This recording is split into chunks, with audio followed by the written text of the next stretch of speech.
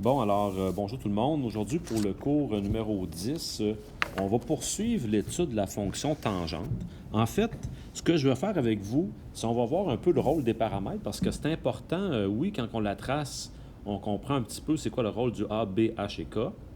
Mais il faut savoir aussi qu'on va aller aujourd'hui, à partir d'un graphique, retrouver l'équation. Donc, ce serait peut-être important que je puisse savoir où je peux trouver ces informations-là sur mon graphique.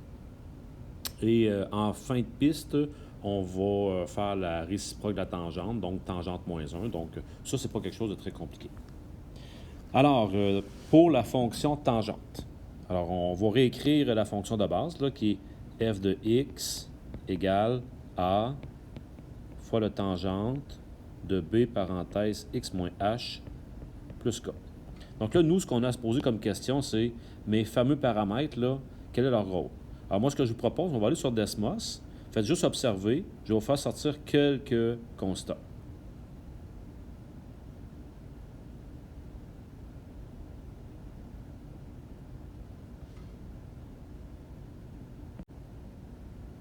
Bon, désolé, je réalise que lorsque je sors de mon application, le vidéo ne poursuit pas. Donc, je vous donne certaines informations, puis ce qu'on pourra faire ensemble en classe, on le fera Desmos, OK? On ira constater ces choses-là. Alors, ce qu'il faut savoir pour le paramètre A. Le paramètre A, là, son influence, quand je le prends et je le multiplie avec mon paramètre B, si ça me donne quelque chose de positif, je vais avoir une fonction qui va être croissante. Croissante, ça veut dire que le comportement de la tangente là, va faire quelque chose comme ça. Alors que si je fais A fois B et que ça donne du négatif, ma fonction sera décroissante. Donc, ma fonction tangente va se comporter à peu près comme ça. Le paramètre B, bien, pour la fonction sinus-cosinus, on avait vu que c'était en lien avec la période. Et c'est aussi en lien avec la période. Mais là, ici, il faudra faire attention. On ira voir ça ensemble. La période est donnée par non pas 2π sur B, mais π sur B. OK? Donc, c'est π sur B. Ça signifie ça que si je veux sortir la fréquence, bien, la fréquence, ça sera l'inverse de la période. Donc, valeur absolue de B sur π. H et K, bonne nouvelle, ça ne change pas. Donc, H et K, ce que ça a comme effet, H, c'est un déphasage. Vous pouvez mettre en parenthèse, si vous voulez, translation horizontale. C'est la même chose. Alors que le K, lui, c'est une translation verticale. Et il y a autre chose d'intéressant avec H et K, ces deux points-là nous donnent ce qu'on appelait, et ce qu'on appellera bien sûr, le point d'inflexion de la fonction tangente. Et le point d'inflexion de la fonction tangente, là, c'est le fameux point qui se situe d'habitude en plein milieu entre mes deux asymptotes et que lorsque je dessine ma fonction tangente, c'est là que j'ai l'impression que ma courbure change légèrement. Donc, ce point-là, c'est mon point HK.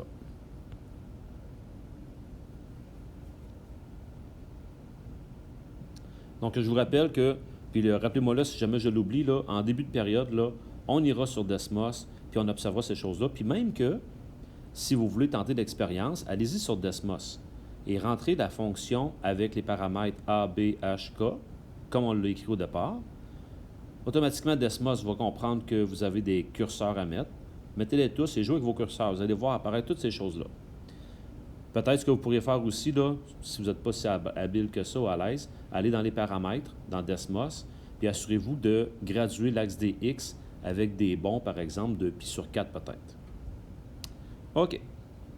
Donc, ça veut dire que si je me retrouve avec une fonction comme celle-ci, c'est-à-dire 5 tan de 2x plus 4pi moins 1, puis que je vais avoir mes paramètres, bien, c'est comme on fait depuis le tout début de l'année avec toutes les fonctions. On va premièrement la factoriser. Hein? On va factoriser le paramètre b. Donc, je vais me retrouver avec 2, parenthèse x plus 2pi moins 1. Et là, je suis en mesure de sortir que a, c'est 5, b, c'est 2, H, bien, dans ce cas ici, c'est moins 2pi, et K, c'est moins 1.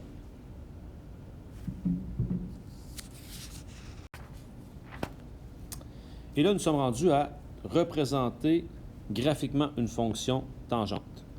Alors, nous, ce qu'on va faire ensemble, on va représenter la fonction moins 3 tan de 3x moins 1. Avant de commencer, il y a des élèves dans l'autre groupe qui m'ont dit faudrait peut-être factoriser. Mais faites-vous pas avoir. On aurait eu à factoriser si j'avais eu ça ici comme ça, une parenthèse. OK? Et puisque je n'ai pas de parenthèse, ce que je dois déduire, c'est que lui ici, mon moins 1, c'est mon K, alors que 3, c'est mon B. Ça veut dire que H vaut 0 dans cette situation-là. Donc, on est dans une bonne position. Donc, A vaut moins 3, B vaut 3, H vaut 0, K vaut moins 1. Ma période, je vous rappelle, on avait vu dans la page précédente que c'est pi sur la valeur absolue de B. Donc ici, ça fait pi sur 3. Et là, vous allez prendre votre marqueur et vous allez mettre ceci en marqueur. Pour la fonction tangente, uniquement pour elle, on complète la table de valeurs directement en effectuant les calculs après avoir remplacé x par la rotation donnée. Donc, on l'effectue au complet le calcul parce qu'on ne peut pas faire comme sin et cos, c'est de voir qu'il y a un cycle qui se présente. Alors, ce qu'on va faire, on va aller quand même travailler avec la même structure de table, c'est-à-dire la période, le 3/4, la demi, le quart et 0. Donc, ma période, c'est pi sur 3. J'ai 0. Si je fais ma demi-période, ça va faire pi sur 6. Je refais la moitié de la demi, ça va me donner le quart de la période. Donc ici, ça fait pi sur 12. Ici, je triple mon quart, ça va me donner le 3/4. Donc 3 fois pi sur 12, ça fait 3 pi sur 12 qui donne pi sur 4.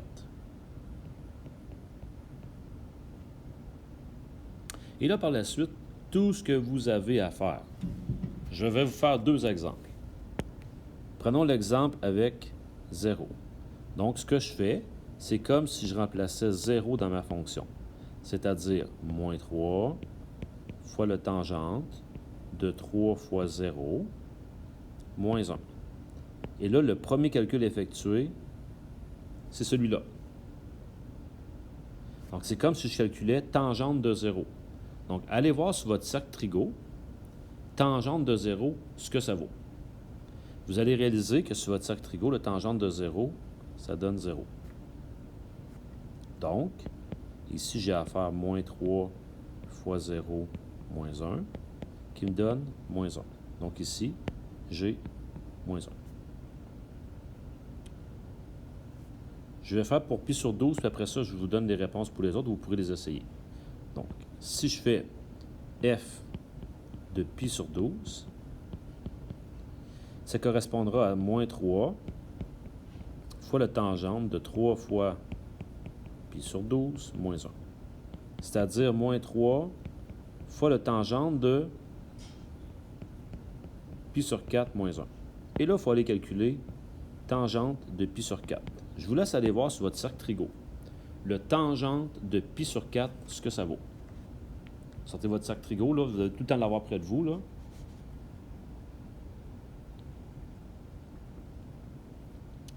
Donc, pi sur 4, c'est remarquable parce que le sin et le cos, les deux valent racine de 2 sur 2. Et quand je fais le tangente, je fais sin divisé par cos. Donc, j'ai deux choses identiques une sur l'autre, ça donne 1. Donc ici, j'ai à faire moins 3 fois 1, moins 1, ce qui me donne moins 4. Et vous allez pouvoir trouver les autres de la même manière.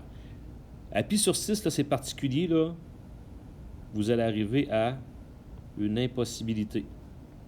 Parce que quand je vais remplacer pi sur 6 dans ma fonction, ça va faire 3 fois pi sur 6 qui fait pi sur 2. Et pi sur 2, vous êtes en haut du cercle. Et remarquez à ce moment-là que la tangente est impossible parce qu'on fait une division par 0. Vous allez obtenir ici 2 et ici moins 1. Donc, on a nos premiers points. On avait vu au dernier cours qu'une tangente, il y a des asymptotes là-dedans. Alors, on va énoncer quelles sont nos asymptotes. Donc, les asymptotes, c'est des x égale a. Bien, la première qu'on a trouvée, c'est pi sur 6 dans ce cas ici, parce qu'il y a une impossibilité. Plus, bien, puisque ma période, c'est pi sur 3, ça veut dire qu'à tous les bonds de pi sur 3, je vais tout le temps retrouver la même chose. Donc, plus pi n sur 3, n éléments des entiers. Et d'une manière plus générale,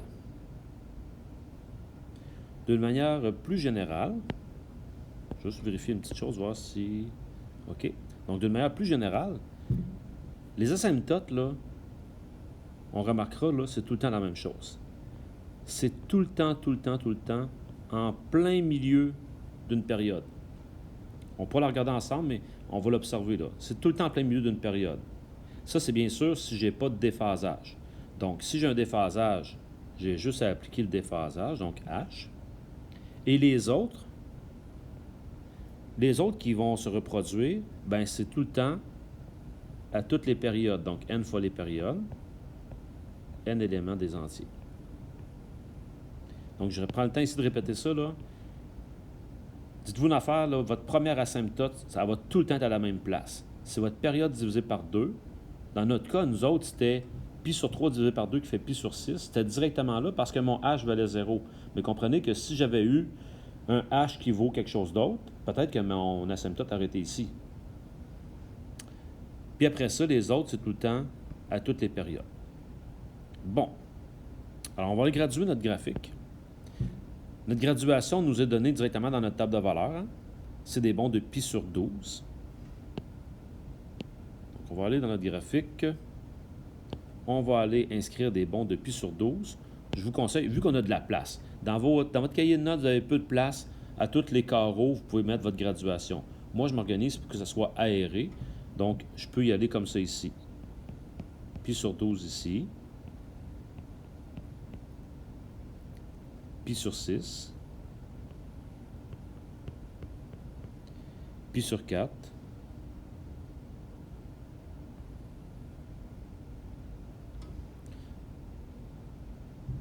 Pi sur 3. 5 pi sur 12. Pi sur 2.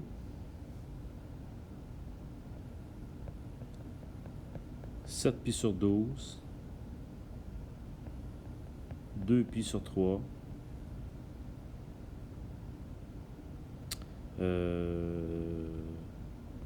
3 pi sur 4. 5 pi sur 6. 11 pi sur 12. Pi. Et là, on a la même chose de l'autre côté. Là, je vais prendre le temps, là. Peut-être que pendant qu'on remplissait ça, il y en a qui se disent encore une fois, me semble que ça va vite. Et comment il fait pour les trouver facilement comme ça? Donc, j'attends que vous les ayez écrits, là, puis je vous redonne mon truc.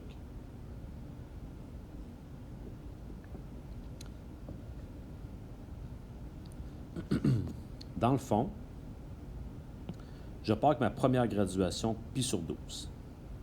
Donc ça, c'est mes bons, c'est 1 pi sur 12. Et dans ma tête, je continue le temps à calculer des 1 pi sur 12. Donc, 2 pi sur 12, 3 pi sur 12, 4 sur 12, 5 sur 12, 6 sur 12. Bien, 6 sur 12, c'est une demi. Et là, moi, ce que je fais, je réduis au fur et à mesure.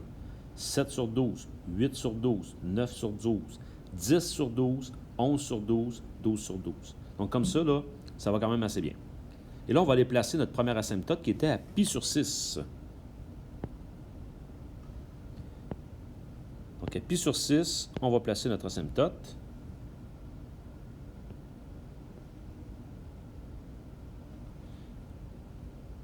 Et ma prochaine asymptote, ben, elle va être pi sur 3 plus loin. Mais le truc que je peux vous donner, ma période est ici. Pour faire une période, vu que j'ai été à tous les deux espaces, ça veut dire que ça me prend 8 espaces pour faire une période. Alors, partez de votre asymptote, recalculez 8 espaces, et vous allez vous rendre compte que vous arrivez à pi sur 2. On va tracer notre prochaine à pi sur 2. Et là, à tous les 8 espaces comme ça, je vais aller placer une nouvelle asymptote.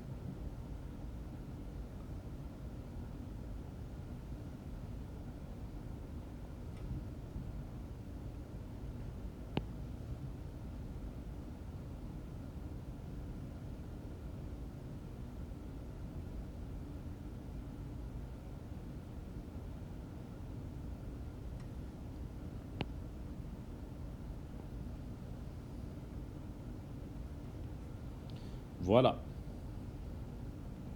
Donc, j'attends que vous ayez fini.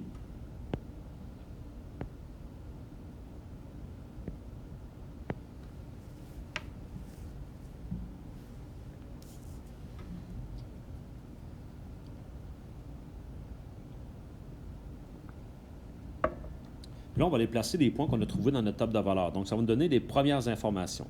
On a le point 0, moins 1. Donc, 0, moins 1, c'est là. Pi sur 12, moins 4. Pi sur 12, moins 4. Pi sur 6, asymptote, c'est fait. Pi sur 4, 2. Et pi sur 3, moins 1. En fait, je pourrais aussi, un peu comme pour la fonction sinus, moi, j'aime bien avoir des référentiels. Regardez celle que je vais mettre. Je vais placer mon K. K, c'était moins 1. Parce que je sais que les points qui sont là et là sont directement sur K et ils sont en plein milieu entre deux asymptotes. Ce point-là sera mon point d'inflexion. Même chose pour lui. Donc, puisque je viens de vous parler des points d'inflexion, on peut être assuré, tout le monde, que j'en ai un autre qui va être là. J'en ai un autre qui va être là. J'en ai un autre qui va être ici. En plein milieu sur l'axe Y. Et pour la suite, on y va par récurrence. Ce point-là, sur cette ligne-là ici, à cette hauteur-là, il est à 2 espaces à gauche, si vous voulez, de l'asymptote. Donc, c'est sûr que j'en ai un ici, j'en ai un là, j'en ai un là. De la même manière, le point qui est ici, lui, il était à 2 à droite. Donc, à la même hauteur, j'ai lui, j'ai lui, j'ai lui et j'ai lui. Et c'est suffisant pour tracer notre fonction tangente. Donc, je vais me prendre une autre couleur et je vais aller tracer cette fonction tangente-là, qui va ressembler à peu près à ceci.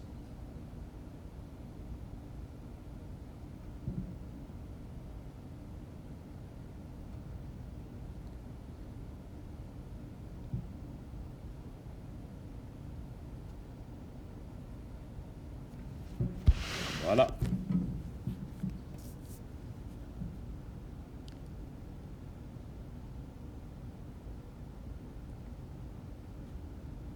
Alors, si on allait sur notre calculatrice affichage graphique ou sur Desmos, on sera en mesure de voir apparaître cette fonction-là. Alors maintenant, on va sortir quelques caractéristiques, entre autres, le domaine de cette fonction. Oups, mes asymptotes ne suivent pas.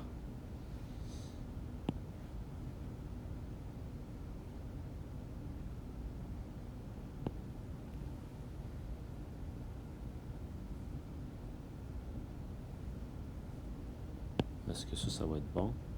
Parfait. Alors, le domaine. Le domaine de cette fonction-là, on en avait parlé au dernier cours, là, c'est dans le fond toutes les valeurs sauf mes asymptotes. Donc, ça veut dire que ici, le domaine, ça sera les réels, sauf les asymptotes. Mes asymptotes, dans ce cas ici, c'est pi sur 6 plus pi n sur 3, puis n fait partie des entiers. L'image, j'ai toutes les réels. Et cette fonction-là, elle est décroissante. Sa variation, là, c'est de savoir est-ce que c'est croissant ou décroissant. Alors, elle est décroissante sur tout son domaine. De le dire comme ça C'est parfait. Ou, au lieu de dire ceci, tu aurais pu dire pour x éléments de, puis là, de donner le domaine, comme ceci. Merveilleux. Donc, qu'est-ce qu'on a vu jusqu'à maintenant? Bien, on a vu que le point qui est là, ça, c'est mon point HK. On a vu que le B est donné par la période. Puis ma période, c'est pi sur B. Alors maintenant, on est en mesure de trouver l'équation d'une tangente d'une fonction qu'on va nous donner. Alors, c'est sûr que ce qu'on va rechercher, c'est la forme f de x égale a tangente b x moins h plus k. Je vous le dis tout de suite, là-dedans, il y a une chose que je peux faire. En fait, je ne peux pas éliminer des paramètres comme dans certaines fonctions, mais une affaire assurément qu'on peut faire, je m'en viens ici, et je vous le mets en marqueur, et vous ferez la même chose pour vous. On peut s'assurer que B soit tout le temps positif dans la règle. À ce moment-là, c'est le paramètre A qui va absorber le rôle du négatif. Bon, la première chose qu'on nous demande de faire, on va sortir deux choses. Le point d'inflexion, puis celui-là qui est le plus près de 0, 0. Et ça, on le sait, ça nous donne H et K directement. Donc là, faites attention de ne pas vous faire avoir. On va souvent vous en donner deux. On va vous donner un point qui appartient à la fonction, puis un autre point qui est notre point d'inflexion. Allez cibler celui-là qui est vraiment en plein milieu entre vos deux asymptotes. Donc, mon point d'inflexion, c'est lui qui est ici et non pas celui-là. Lui, il n'est pas au milieu. Donc, mon point d'inflexion ici, c'est 1, 3. On peut inscrire en dessous, ça là, on sait que c'est H et K. On a déjà deux paramètres de trouver. Et on a un point qui appartient à la courbe, qui est le point moins 2, 4. L'autre chose qu'on peut faire, à la deuxième étape, c'est de partir du fait que la période est donnée par pi sur B. Je ne mets pas de valeur absolue puisque B sera positif. Ma période est donnée par pi sur B. Il faut juste trouver votre période. Un truc simple pour trouver votre période, regardez votre dessin. Vous avez des asymptotes. Entre autres, il y en a une qui passe ici. Et l'autre, elle passe ici. Donc, entre deux asymptotes, c'est sûr que j'ai une période. Et ici, la longueur entre deux asymptotes correspond à 4.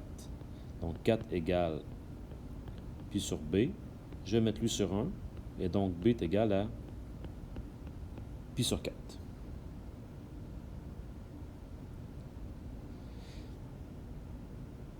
Puis là, comme dans toutes les fonctions qu'on a étudiées depuis le début de l'année, quand je connais à peu près tous les paramètres et qu'il m'en manque un, je peux prendre un point qui appartient à la courbe et le substituer et je vais finir par trouver ce paramètre-là. Donc, nous, ce qu'on avait, c'était f de x égale a tangente b x moins h plus k.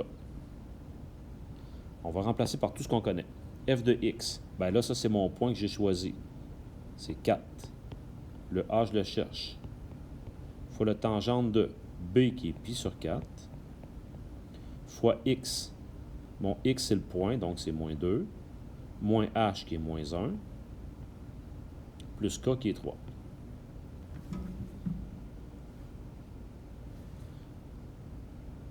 Je me retrouve avec 4 égale a, le tangente de, ici, là, ça fait moins 3 pi sur 4, si vous regardez le calcul, plus 3.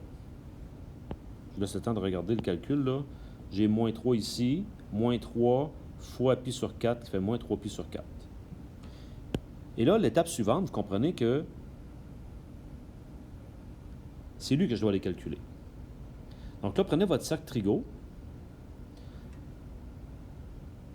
et allez voir à moins 3 pi sur 4 que vaut la tangente de ça.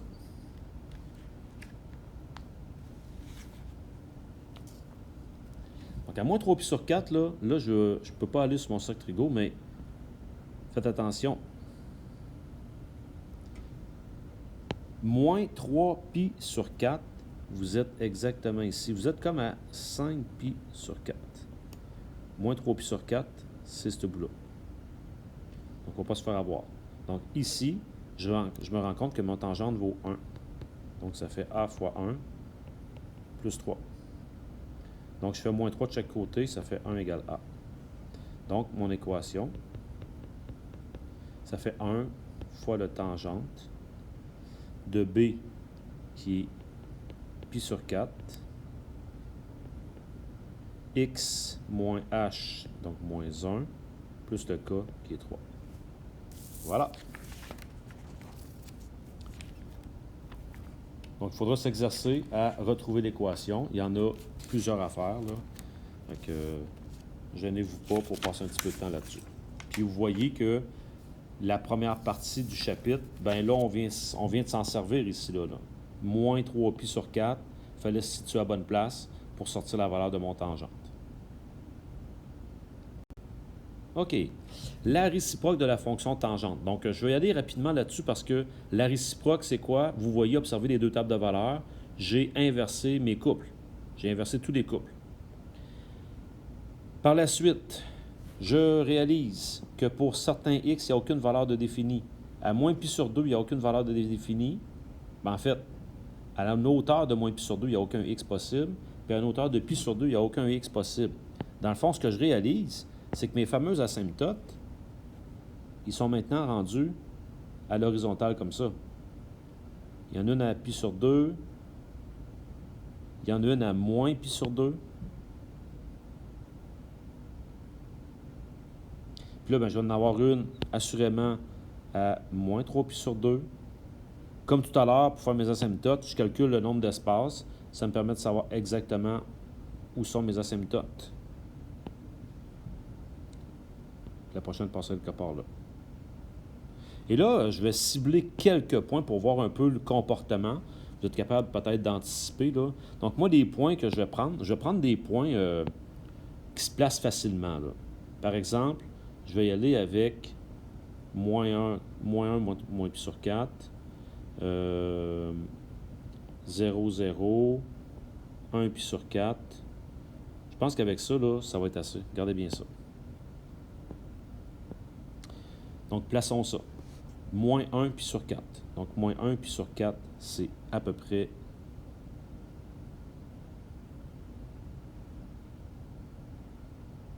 ici. Moins 1, moins 1 pi sur 4. 0, 0. Et 1 pi sur 4. Donc, dans le fond, là, partout, ça va faire le même principe. Je vais avoir au centre là. Puis là, je vais me tasser, je vais avoir le point qui est juste ici, comme ça, comme ça. Puis de l'autre côté, même principe, là, là et là. Et donc, nous aurons un dessin qui va ressembler à peu près à ceci.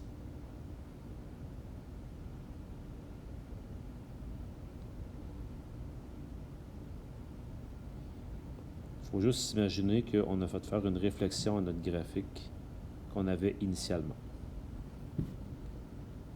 Puis là, présentement, ben, je vous dis ça, là, ce n'est pas une fonction.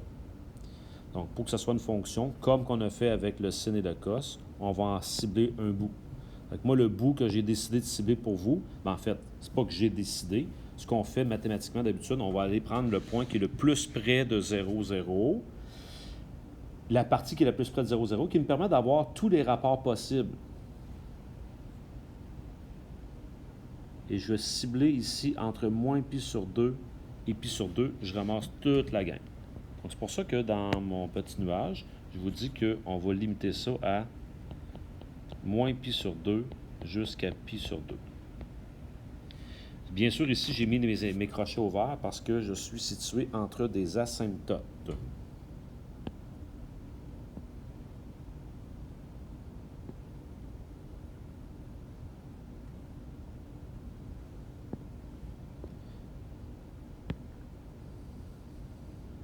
Réalisons aussi ensemble qu'est-ce qu'on vient de faire là.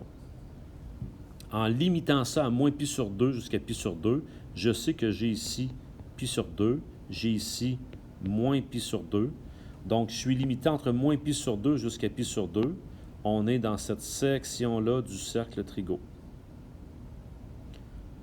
Donc, c'est les valeurs que je vais devoir donner quand je cherche un angle de rotation. Le domaine de ce qu'on voit là, comme dessin, là, ce qu'on a mis en marqueur là, dans notre graphique, on voit que le domaine, c'est tous les réels. Alors que l'image, ben, on se situe entre moins pi sur 2 jusqu'à pi sur 2. Et je vais terminer comme j'ai fait avec la fonction sin et cos. On va aller voir lorsqu'on veut retrouver un angle de rotation en radian, bien sûr. Donc, si je vais faire tan moins 1, comment ça s'appelle et comment ça s'opère, cette chose-là?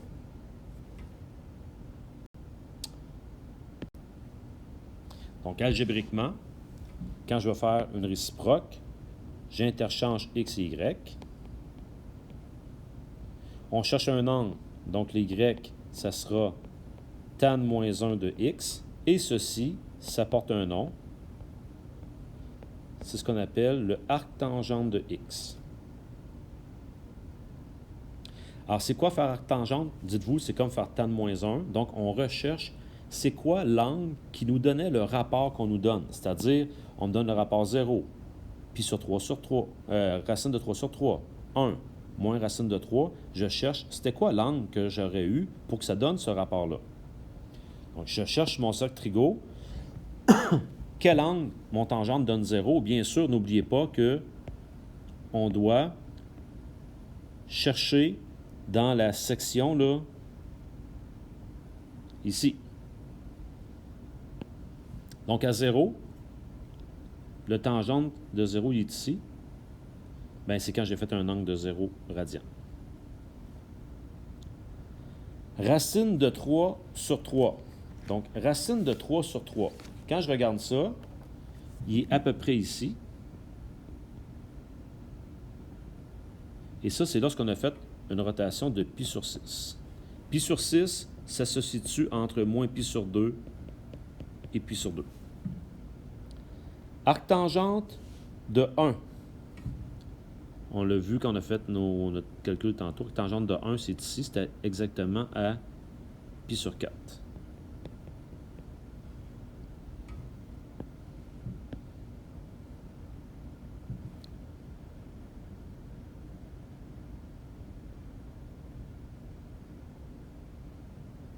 Arctangente de moins racine de 3.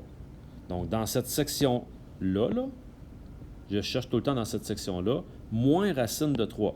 On va réaliser que moins racine de 3, c'est ici. Ça, c'est moins racine de 3. Et ça, ici, c'est à 5 pi sur 3. Fait que, oui, c'est là, mais attention, on peut bien l'écrire, là. Le problème qu'on a avec 5 pi sur 3, c'est que ce 5 pi sur 3-là n'est pas dans l'intervalle moins pi sur 2 et pi sur 2. Vous pouvez mettre une note, c'est vos notes de cours, là. Vous pouvez écrire 5 pi sur 3. Il n'appartient pas à l'intervalle moins pi sur 2 jusqu'à pi sur 2. Alors, comment je pourrais le nommer pour être certain qu'il fasse partie de l'intervalle? Bien, on va simplement dire, au lieu d'avoir fait 5 pi sur 3, je vais nommer mon 5 pi sur 3 si j'avais fait ça dans ce sens-là. Et dans ce sens-là, pensez-y, bien, ça donne moins pi sur 3.